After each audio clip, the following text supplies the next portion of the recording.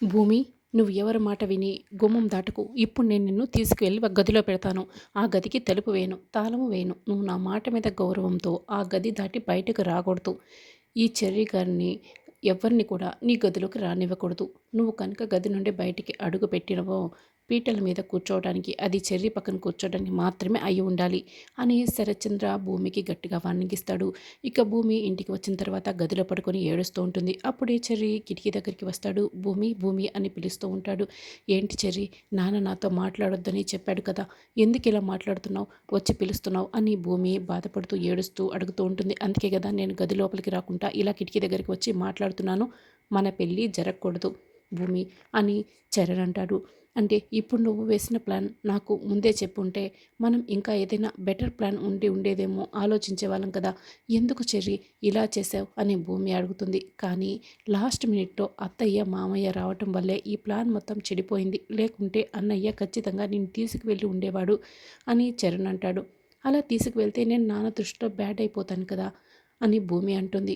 నువ్వు బ్యాడ్ కాకుండా ఉండాలంటే మన పెళ్ళి జరిగిపోవాలి, అది నీకు ఇష్టమేనా అని చరణ్ అడుగుతూ ఉంటాడు. కాదని మళ్ళీ భూమి బాధపడుతూ ఏడుస్తూ ఉంటుంది. అలా మాట్లాడకు చెర్రీ, నాకు చాలా భయమేస్తుంది. గగన్ బాబుని తప్పిస్తే నేను వేరొకరిని ఎవరిని కూడా పెళ్లి చేసుకోను. ఒకవేళ అలా చేసుకోవాల్సి వస్తే నేను చచ్చిపోతాను చెర్రీ, చచ్చిపోతాను అని భూమి బాధపడుతూ ఏడుస్తుంటుంది. అయ్యో భూమి, అలా మాట్లాడకు, నువ్వు చచ్చిపోకూడదు. గగన్ అన్నయ్యనే పెళ్లి చేసుకోవాలి. ఈసారి నేను నీకు ప్లాన్ చెప్పకపోయినా కూడా ఏదో ఒకటి చేసి మన పెళ్ళి ఆగిపోయేలా చేస్తాను. నేను బ్యాడ్ అయిపోయినా, నేను తప్పు చేసిన వాళ్ళ మిగిలిపోయినా పర్వాలేదు, నేను ఈ పెళ్ళి ఆపుతాను. నువ్వు అలాంటి ఆలోచనలు మాత్రం అస్సలు పెట్టుకోకు, నేను ఈ పెళ్ళి ఆపుతాను అని భూమి చెర్రీ ఇక భూమికి హామీ ఇస్తాడు. అలాగేనని భూమి అంటుంది. ఇక ఉదయం అవగానే శారద పూర్ణి సోఫాలో కూర్చొని చాలా బాధపడుతూ ఏడుస్తూ ఉంటారు. అమ్మ, ఇంకో గంటలో భూమి పెళ్ళి అయిపోతుంది కదా అని పూరి అంటే అవునని శారద బాధపడుతూ ఏడుస్తుంటుంది. అప్పుడే గగన్ కిందకి వస్తాడు. గగన్, టిఫిన్ పెడతాను రా, తిందు కానీ అని శారద పిలుస్తూ ఉంటుంది. పెట్టమ్మా అంటూ గగన్ డైనింగ్ టేబుల్ దగ్గర కూర్చుని ఉంటాడు. టిఫిన్ తినేసి ఆఫీస్కి వెళ్తావా గగన్ అని శారద అడుగుతూ ఉంటుంది. అదేంటమ్మా, రోజు చేసేది అదే కదా, రోజుకి 24 గంటలు మనం రోజు చేసేదే చేస్తాము, ఎందుకమ్మా కొత్తగా అడుగుతున్నావు అని గగన్ ఇక శారదని అడుగుతూ ఉంటాడు. తెలియకుండానే ఇలా మాట్లాడుతున్నావా, ఈరోజు భూమి పెళ్ళి గగన్ అని శారద ఏడుస్తూ ఉంటుంది. అమ్మ, ఎందుకమ్మా ఏడుస్తున్నావు, చెర్రీ కూడా నీ కొడుకే కదా, మరి అలాంటప్పుడు కొడుకు పెళ్లి జరుగుతూ ఉంటే ఏ తల్లి అయినా ఏడుస్తుందా అని గగన్ అడుగుతాడు. కానీ భూమి నీకు దక్కాల్సిన అమ్మాయి, నువ్వు పెళ్లి చేసుకుంటే ఈ ఇంటికి కోడలుగా రావాల్సిన అమ్మాయి అని శారద ఇక గుండెలు పగిలేలా ఏడుస్తూ ఉంటుంది. చూడమ్మా, నువ్వే చెప్తూ ఉంటావు కదా, మన తలరాత ఎలా ఉంటే అలా జరుగుతుందని, మనకి అనుకూలంగా జరగనప్పుడు మన తలరాత ఇంతేనని సర్దుకుపోవాలమ్మా, అంతేకాని ఇలా బాధపడకూడదు అని గగన్ చెప్తాడు. అన్నయ్య, నువ్వు లోపల కుమిలిపోతూ పైకి మాత్రం ఇలా మాట్లాడుతున్నావు కదా, ఎందుకన్నయ్య, నిన్ను నువ్వే మోసం చేసుకుంటున్నావు అని పూర్ణి అడుగుతూ ఉంటుంది. చూడు పూర్ణి, నేను బాధపడుతున్నానని నీకు చెప్పానా, లేకుంటే నువ్వు నన్ను స్కాన్ చేసి దిగులు దుఃఖం లాంటి రిపోర్ట్స్ తీసుకొచ్చావా అని గగన్ అడుగుతూ ఉంటాడు. రే గగన్, నీకు నిజంగా బాధ వేయటం లేదా, నిజం చెప్పు అని శారద నిలదీస్తూ ఉంటుంది. యాక్చువల్గా ఏదో మిస్ అయిపోయిందన్న ఫీలింగ్ అయితే ఉంది. అదేంటో తెలుసా, బాధపడడం లేదు కదా, అయినా బాధలు మనకేమీ కొత్త కాదు కదా, చిన్నప్పటి నుంచి అలవాటైన బాధలే. నువ్వు ఏడవకమ్మా, ఏడవకు, ఇంత మాత్రానికి ఏడిస్తే ఎలా, మనం ఇప్పుడు బాధలకి అలవాటు పడిపోయాం. ఒక రకంగా నీ కోరిక తీరుతోందమ్మా.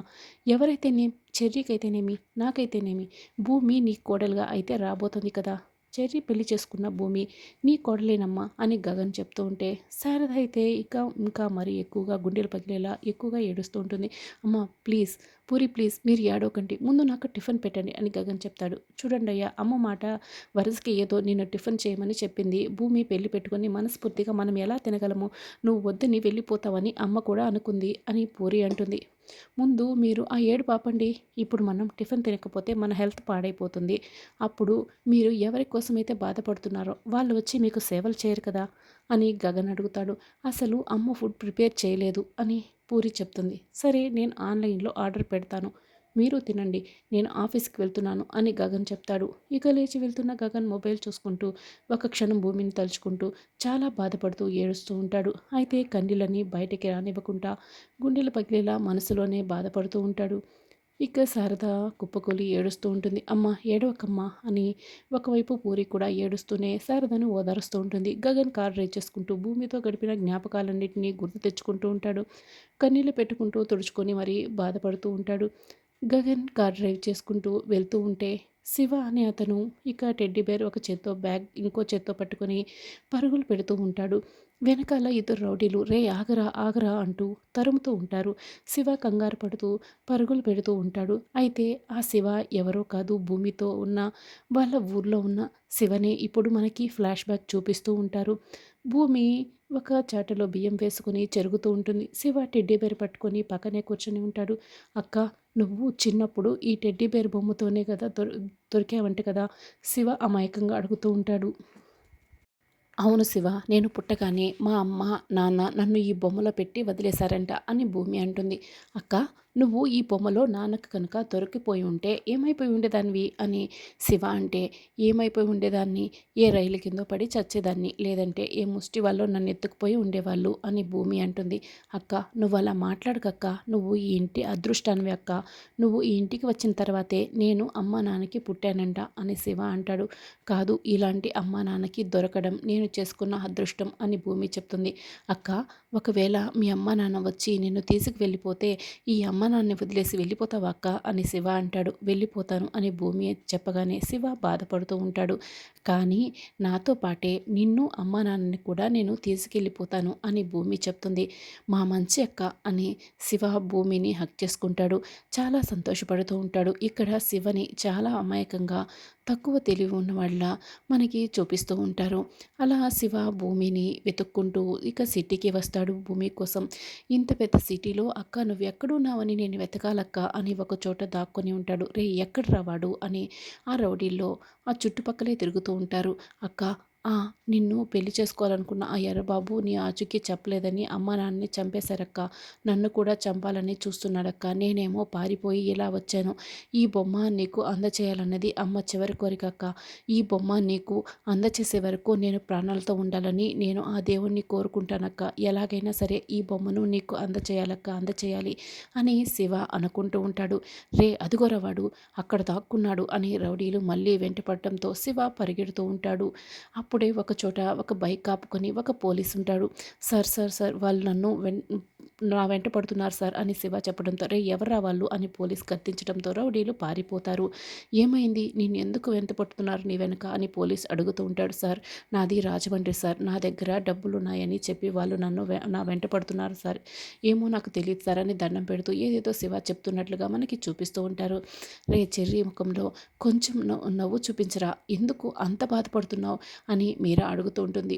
"అవును బాబు, మీ మామయ్య తన కూతుర్ని నీకిచ్చి పెళ్లి చేయటం నువ్వు చేసుకున్న అదృష్టం" అని చెప్తూ ఉంటే, "మీకు అదృష్టం మాత్రమే కనిపిస్తుందా? ఆ గగన్ అన్నయ్య భూమి ఎంత బాగా ప్రేమించుకున్నారో నాకు మాత్రమే తెలుసు.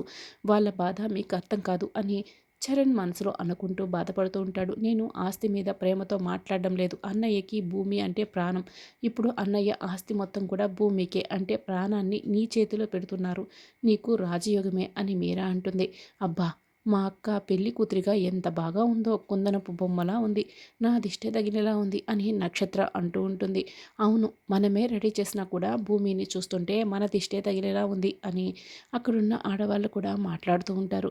"సరే, మీరందరూ కాస్త బయటికి వెళ్ళరా, నేను మా భూమి అక్కతో పర్సనల్గా మాట్లాడాలి" అని నక్షత్ర ఇక వాళ్ళందరినీ కూడా బయటకు పంపించేస్తుంది. "ఏంటి భూమి, కన్నీళ్ళు ఎగసిపడుతున్నాయా? కెరటంలో విరుచుకు పడిపోవాలని ఉన్నాయి కదా, కానీ నీకు ఆ ఛాన్స్ లేదులే. కాసేపట్లో నీ పెళ్ళి పూర్తయిపోతుంది. ఎప్పటినుంచో ఎదురు చూస్తున్నాను. నాకు బావకి మధ్య అడ్డుగా ఉన్నావు. ఇప్పుడు నీ పెళ్ళి జరిగిపోతే నాకు బావకి మధ్య అడ్డు ఎవ్వరు కూడా రారు.